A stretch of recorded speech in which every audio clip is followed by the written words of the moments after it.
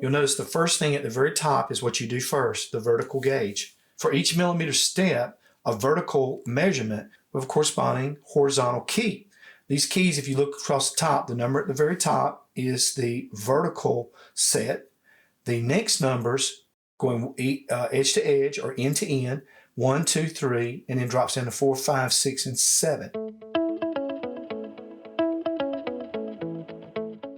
What would happen if she was to open and it was to fall in? That's where our safety guard system comes into play. We can put it here like this, which is a good place to put it. And then if she was to open for me, see, it would either fall that way or it would fall like that, and it wouldn't fall down her throat, okay?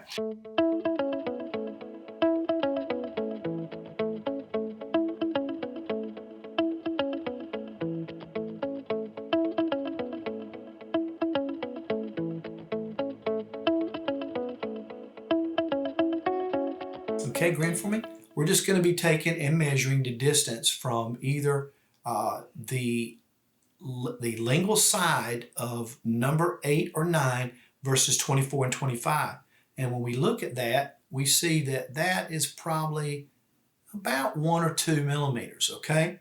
All right, that's a good number to know. Now, the next number I want to know is what is the distance, and Don, if you open up for me, kind of protrude your jaw out a little bit. I want to know the difference between the lingual side of the tooth of 24 and 25 to the facial of 8 and 9. Okay, so Don, if you'll just kind of protrude your mandible out right there, and then I just measure that, okay? In this case here, we're looking at probably about a 5.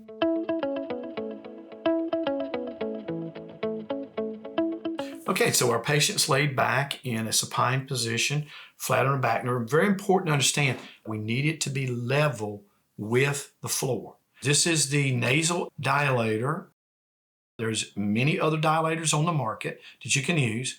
And then what that does is it pulls out and helps Donna to be able to breathe, our patient to breathe better. Okay, Donna, big deep breath in through your nose and then out. So now we've got that taken care of. Now we're going to focus on the lower airway. We're going to bring in our vertical gauge. And our vertical gauge, remember, goes from 4 millimeters all the way up to 10. If Donna open up for us, I want you to notice that we always go maxillary 8 and 9 first, that we slide up to that little step right there.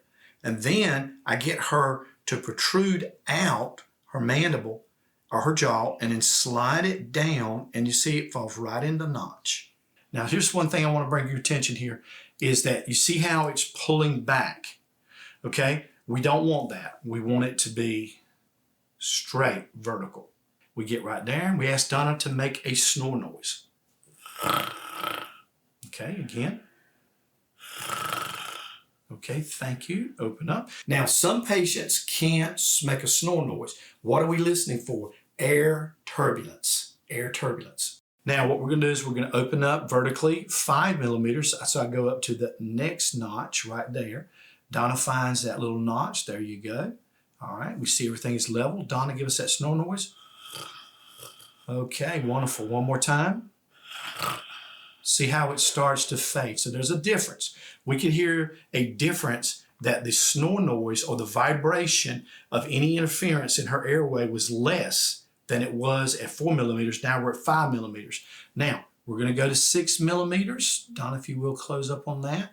That's wonderful. Now notice it's a little bit of tilt back. I'm going to give it a little bit. Now, snore noise. Okay, there we go. One more time. Perfect. Now we open up. So we would say that her vertical set is 6 millimeters. Okay. Now we're going to open this up and we're going to say, let's go one step higher. So I switched around my rod and now I'm going to go 7 millimeters. I want to see, could there possibly be anything better than that? All right, Donna. Now you say, hey, it made it worse. Do it again. Okay. All right. Open up. That's the reason why our product is called Optimal Air, is because her optimal air setting is at 6 millimeters, okay? Again, there you go. You can hear that you can hear it. So let's open up, Donna. Thank you so much. Swallow and relax. We're going to start with edge to edge. Edge to edge would be that E. 6 millimeters is the vertical space. The horizontal spacing is the next letter. Now we also have on this one a 4. That means that we could go to a 4 millimeter.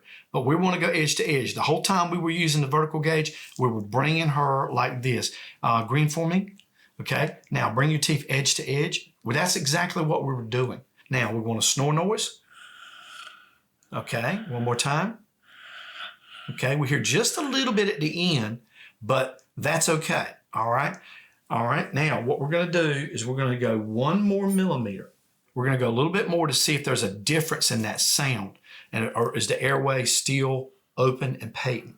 So she comes in, she finds that little notch. And would you do that for me, please?